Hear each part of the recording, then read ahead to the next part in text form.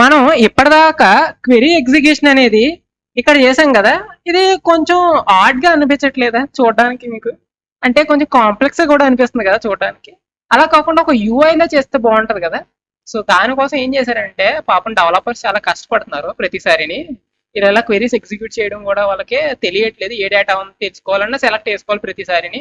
కొంచెం విజువలైజేషన్ ఇచ్చి డేటాను చూపిస్తే బాగుంటది కదా అని ఒక థాట్ అయితే వచ్చిందనమాట. అది ఏం చేశారంటే వీళ్ళు MySQL వాళ్ళు వర్క్ బెంచ్ అని చెప్పి లాంచ్ చేశారనమాట. MySQL వర్క్ బెంచ్ మనం ఇన్స్టాల్ చేసినప్పుడు ఇది డిఫాల్ట్కి వచ్చేస్తుంది. ఒకసారి ఓపెన్ చేయండి.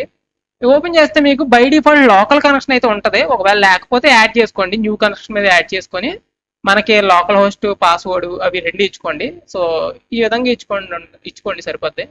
సో హోస్ట్ నేమ్ వచ్చేసరికి లోకల్ హోస్ట్ పెట్టుకోండి, పోర్ట్ 3306 ఇచ్చుకోండి, యూజర్ నేమ్ రూట్, మీ పాస్వర్డ్ ఏదైతే ఉందో అక్కడ ఆ పాస్వర్డ్ అయితే పెట్టుకోండి. ఓకే, సో ఇప్పుడు నేను ఏదైతే ఓపెన్ చేస్తున్నాను, సో పాస్వర్డ్ అయితే ఓపెన్ చేస్తున్నాను.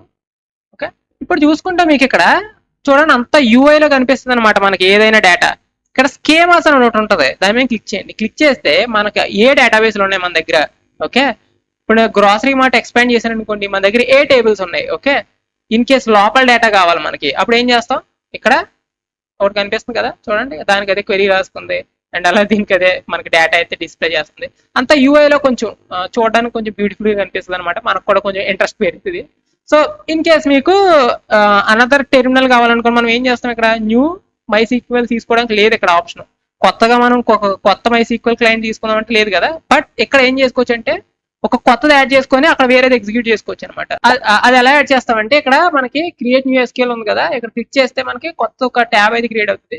ఇక్కడ నేను మళ్ళీ వేరేది రాసుకోవచ్చు అనమాట. సెలెక్ట్ స్టార్ ఫ్రమ్ వేరే క్వెరీ ఏదైనా రాసుకోవచ్చు. మీకు ఆల్రెడీ తెలుసు, ఇంకా గత నుంచి ఏం లేదు. ఎగ్జిక్యూట్ ఎలా చేస్తాం, సెలెక్ట్ చేసుకొని స్పెసిఫికల్ గా ఎగ్జిక్యూట్ చేస్తే మనకి అదైతే ఎగ్జిక్యూట్ అవుతుంది అనమాట.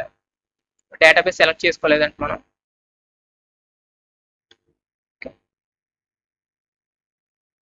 ఇక్కడ చూడండి ఎలా ఎగ్జిక్యూట్ చేసుకోవచ్చు. మనం ఏవైతే క్వెరీస్ అన్ని ఎగ్జిక్యూట్ చేసామో అవన్నీ ఇక్కడ ఎగ్జిక్యూట్ చేసుకోవచ్చు అనమాట.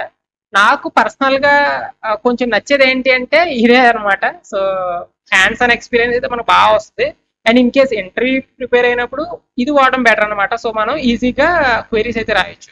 సో మీరు ఎక్కడ వరకు వచ్చారంటే ఆల్మోస్ట్ మీకు సీక్వెల్ అయితే అర్థమైనట్టే. సో ఇంక మనం మళ్ళీ జావాకి అయితే రిటర్న్ అవుతాము. Okay, thank you.